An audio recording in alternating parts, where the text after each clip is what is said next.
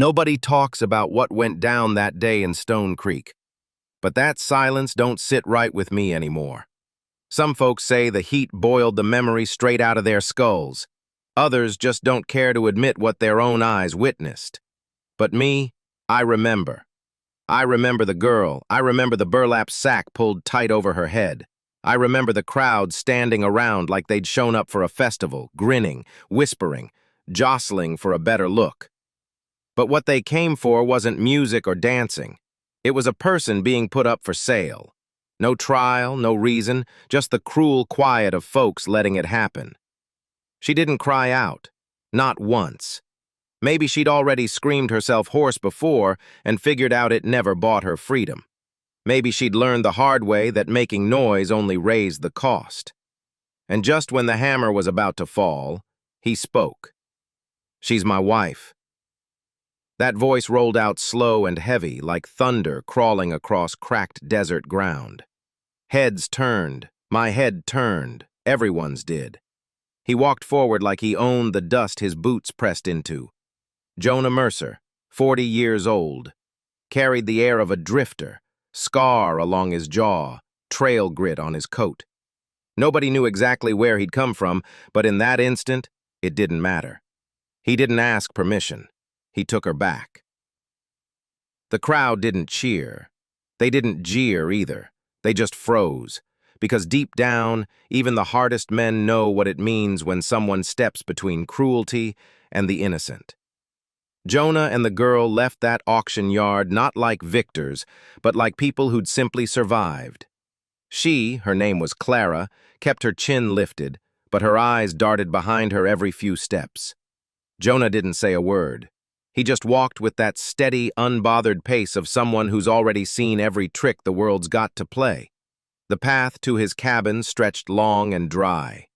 Every crunch of boot leather on the dirt was louder than words.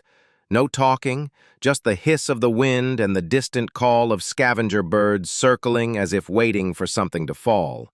When they reached his place, Clara didn't walk in. She lingered on the porch, staring at the crooked roof, the sun-faded boards, the hatchet propped by the door. It wasn't much, but it wasn't chains. "You hungry?" Jonah asked. She nodded. He didn't grin, didn't soften, just stepped inside, opened an old tin, and set out 2 hard biscuits. They ate quiet, not awkward, but the kind of quiet people carry after too much noise has already scarred them. After a while, Clara whispered, "Why'd you do it?" Jonah stared at her like weighing if he ought to lie, then finally said, "Because somebody had to." That was all. No speech, no dressing it up, just plain truth. She didn't weep, but you could feel something shift inside her. Not pain, something stranger, like the shock of being believed. She wasn't used to that. That night, when coyotes started their song across the ridge, Clara sat by the window. Still unsure if this cabin was a safe haven or just another trap, prettier than the last. What she didn't realize yet was that she was already safer than she'd been in years. By dawn, the sky glowed pink with dust. Clara woke to the sharp rhythm of an axe biting wood. Not shouts, not metal chains, just the steady beat of honest work. She stepped barefoot onto the porch, watching Jonah swing with a calm strength, shirt rolled, sweat glistening. "You sleep all right?" he asked, without glancing up. She nodded. And for the first time in a long while, it was true. Days fell into rhythm. She carried water, he patched fence lines. No pressure, no questions, just simple work and silence that didn't hurt. But peace never lasts long in the frontier. One evening, Jonah rode back from town with a shadow clinging to his face. He didn't say much, just slid a folded scrap of paper onto the table, scrawled thick in ink with the words, "Vandross sent a man asking after the girl." Clara's chest tightened. She didn't know who Vandross was, but by the way Jonah's jaw locked, he wasn't a man worth welcoming. "You know him?" she asked. Jonah didn't answer right away, just poured a stiff drink, eyes fixed out the window like something might come riding over the trail any moment. She didn't press, but that night she barely slept. By morning, Jonah's saddlebag was packed, his rifle checked. He said nothing, but Clara knew. Trouble was coming, and it was looking for her. If you're still listening, then maybe you're like me, curious if folks like Jonah and Clara can really stand against what's chasing them. So stick close. Out here, stories don't just fade, they claw their way forward, carrying dust and echoes with them. It was late afternoon when the storm came. Clara stood on the porch, watching Jonah lash the last supplies to his saddle. His hands were steady, but a faint tremor betrayed him as he cinched the rifle strap. Then the ground started shaking. The horses came first, hooves thundering like war drums. They weren't locals. Everyone in Stone Creek would have known. Jonah didn't speak. He didn't need to. He just stepped into the yard, stance wide, face carved from stone. One rider dismounted, swagger heavy with arrogance. "Vandross wants his property back," he sneered, eyes fixed on Clara. His hand brushed the pistol at his belt, the barrel catching sunlight like a warning. Jonah moved faster than eyes could follow. One heartbeat, he was steady beside Clara. The next, he had the man's wrist twisted down with the bone-breaking grip of someone who'd fought long before this day. They crashed into the dirt. Dust rose. Clara's pulse slammed in her chest. This wasn't no dramatic showdown. No music, no slow draw, just raw bodies in the grit, leather tearing, a gun clattering into the dust. Clara didn't freeze. She spun, snatched the hatchet leaning by the porch post. She didn't swing it, just held it high. This wasn't about ending a life, it was about drawing a line. "You don't want to test us," she said, voice low, steel packed in every syllable. Jonah grunted, twisting until the man yelped under his grip.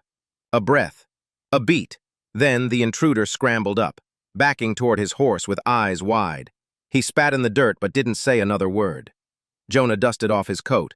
Clara slid the hatchet back where it belonged. The man mounted up and kicked his horse hard. Only dust marked his retreat. Not a bullet fired, not a cheer raised, just silence. And in that silence, something inside Clara shifted again. She hadn't just been rescued, she had stood her ground. Jonah didn't offer speeches, didn't pat her shoulder, just clasped her wrist and guided her inside. But in his steady quiet, she found respect. Not possession, partnership. They waited until the sound of horses faded completely, and when Jonah closed the cabin door, the world outside felt different. Not the same prison she'd been dragged through, maybe, just maybe, a kind of home. The days crawled by, no more riders came, no shadows lingered, but Clara was not the same girl Jonah had pulled from an auction. She started leading, built a coop for chickens Jonah swore wouldn't last, mended the sagging gate with her own hands, even bled when the hammer slipped, but didn't breathe a word of complaint. She wasn't surviving anymore, she was building. One warm afternoon, late summer sun leaning heavy, Clara spotted a figure by the creek, a girl, barely 15, wild fear in her eyes.